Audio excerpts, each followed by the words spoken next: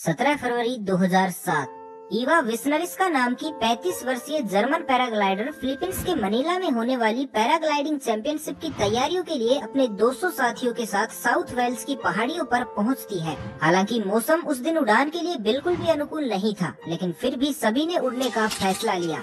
ईवा ने भी अपने पैरासूट, जीपीएस, रेडियो और मोबाइल को अच्छे से चेक किया और 12:57 पर साउथ वेल्स की पहाड़ियों से अपने पैरासूट के जरिए उड़ान भरी। अभी तक सब कुछ सामान्य था, लेकिन उड़ान भरने के करीब 40 मिनट बाद ईवा ने कुछ ऐसा देखा जिसे देखकर वो सन्न रह गई। उसने तुरंत ही अंदाजा लगा लिया कि वो किसी बड़ी मुसीबत में फंसने वाली है, क्योंकि ईवा को आसमान में 2 बड़े और काले बादल नजर आ रहे थे, जो कि आने वाले एक बड़े और भयानक तूफान का संकेत दे रहे थे। यहाँ पैराग्लाइडर्स को इस बात का डर सता रहा था कि कहीं वो इस भयानक तूफान की चपेट में न आ जाएं। इसलिए ऐसे में मौके की नजाकत को समझते हुए सभी पैराग्लाइडर्स ने तुरंत ही लैंड करने का फैसला लिया। लेकिन अफसोस, इस तूफान ने ईवा को इतना समय ही नहीं दिया कि वो लैंड कर पाए, और वही हुआ जिसका ईवा को डर था। कुछ ही देर में उस भयानक तूफान ने ईवा को अपने आगोश में ले लिया। वहीं दूसरी तरफ उसके बाकी सभी साथी सही सलामत लैंड कर पाने में कामयाब रहे। चारों तरफ कड़कड़ाती बिजली, घनघोर अंधेरा और तेज हवाएं। इस टाइम ईवा को कुछ समझ ही नहीं आ रहा था कि आखिर वो इस सिचुएशन में क्या करे।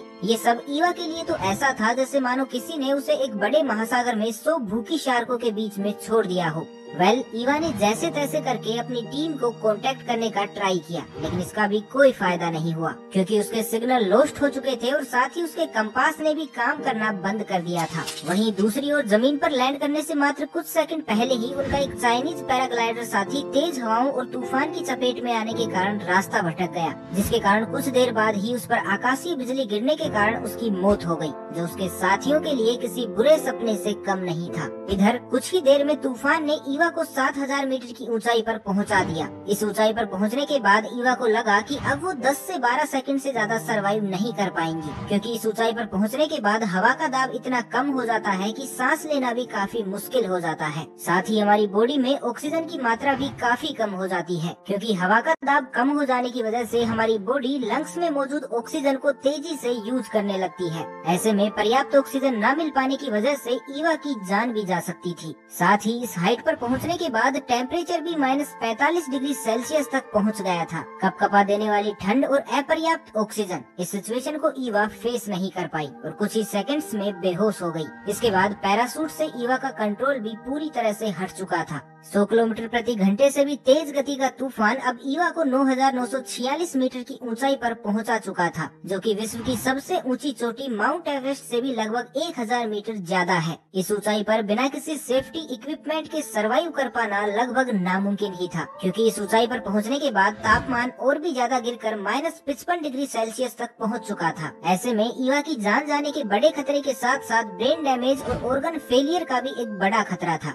इस समय ईवा की बॉडी का मेटाबॉलिज्म भी डाउन हो चुका था और बेहोश होने के बाद बॉडी का वेट एक साइड में झुक जाने के कारण अब पैरासूट भी एक ही पॉइंट के इर्द गिर्द यानी 360 डिग्री के सर्कल में चक्कर काटने लगा। ऐसे में ईवा के जिंदा बचने के चांस अब ना के बराबर हो चुके थे, लेकिन तभी एक चमत्कार होता है और ईवा का पैरासूट अपने आप ही तेजी से नीचे की ओर आने लगा। अब उसका पैरासूट 200 किलोमीटर प्रति घंटे से भी तेज गति से नीचे की ओर गिरने लगा था, जो कि किसी लोअर लेवल पर किए गए फ्री फॉल से कहीं ज्यादा था। कुछ ही देर में ईवा 6900 मीटर की ऊंचाई पर पहुंच चुकी थी। इस ऊंचाई पर पहुंचने के बाद पर्याप्त ऑक्सीजन और एटमॉस्फेयर की हीट के कारण ईवा की बॉडी अब कुछ गर्म होने लगी थी और लगभग 45 मिनट से ज्यादा समय तक बेहोश रहने के बाद फाइनली ईवा को होश आने लगा। जैसे ही उसकी आंखें खुली तो उसे विश्वास ही नहीं हुआ कि अब भी वो जिंदा है, लेकिन खतरा अभी टला नहीं था, क्योंकि काफी लंबे समय तक -55 डिग्री सेल्सियस से भी ज्यादा तापमान में रहने के कारण उसकी पूरी बॉडी फ्रीज हो चुकी थी और उसका हार्नेस भी हेलस्ट्रोम यानी कि ओलों से भरा हुआ था। इस सिचुएशन में ईवा अपने हाथ पाँव को हिला तक भी नहीं पा रही थी। ऐसे में बिना ग्लाइडर को कंट्रोल किए उसके जिंदा बचने की पॉसिबिलिटी काफी कम थी, लेकिन उसके पास जिंदा बचने का ये आखिरी मौका था, जिसे वो किसी भी कीमत पर गंवाना नहीं चाहती थी।